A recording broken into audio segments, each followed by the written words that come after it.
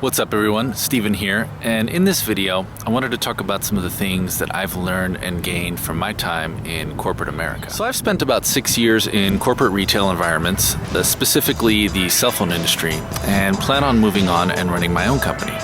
I think there's a lot of people out there like me who are looking to do the same thing. I wanted to share some of my positive experiences and observations that some people may find useful. So obviously working in the cell phone retail environment, it can be tough and negative at times, but there are still some valuable experiences I take from it. Some of these things I realize are common sense and applicable to life in general, but I thought it'd be good to have it all consolidated in one presentation. You can get jaded, cynical, or bitter from your work experience, or you could look at it from a positive perspective. You're getting paid to learn, and you can apply that towards your future business or future employment. I got this idea from a Mark Cuban blog I read a few years back, which I'll leave link in the description down below in case you're curious. So the first thing is, in a corporate or a retail environment, you'll definitely develop a thicker skin and just become tougher overall. So oftentimes you're encountering people you don't know on a personal level, whether that be customer, clients, or management, and oftentimes they're demanding a solution or an answer from you. And in some cases, your survival in the workplace can depend on that answer. So when you become accustomed to that sort of thing and get better at dealing with it, I believe that's a skill you can use as an entrepreneur. I've learned that the more research you do about the industry or the business that you're in, the better you'll do. Working in the corporate environment, you'll definitely develop a certain resiliency and perseverance. Despite being at a place you may not enjoy or have difficult days at, it's always important to remember the big picture. Sometimes things just won't go your way, but you have to persist, and things don't go your way despite all your hard work and preparation, but you learn to move on and push forward. I've learned how to not become emotionally involved in a dispute or a conflict. So for example, with a client or a customer, not getting emotionally involved or have an emotional reaction.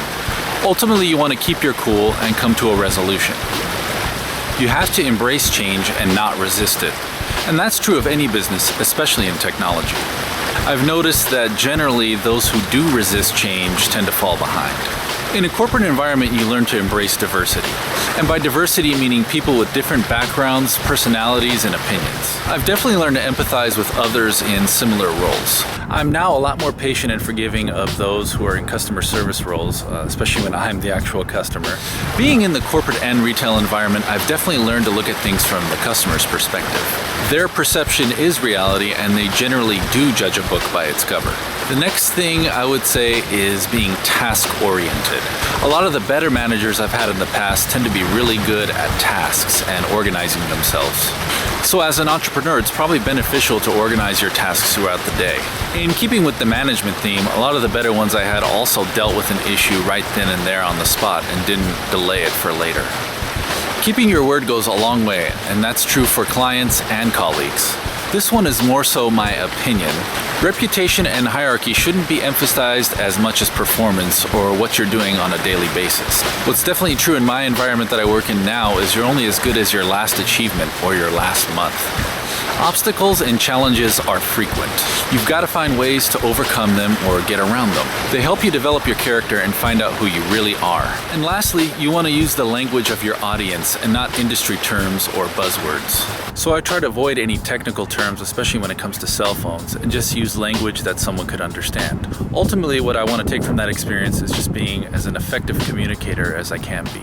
So just a quick recap of things I mentioned that you may find useful, and that was the development of a thicker skin and becoming tougher overall, thoroughly researching your business or industry, resiliency and perseverance, not getting too emotionally involved in disputes or conflicts, embracing rather than resisting change, and embracing diversity, empathizing with others in similar roles, to look at things from the customer's perspective, task management and organizing your day, dealing with any serious conflicts or issues right then and there on the spot, performance over hierarchy, the acceptance of constant challenges and obstacles, and using the language of your audience or language that they can understand. So hopefully you all enjoyed that video. If you did, hit the thumbs up button and share it with anyone you know. I'm actually off to work now, so I'll see you in the next one.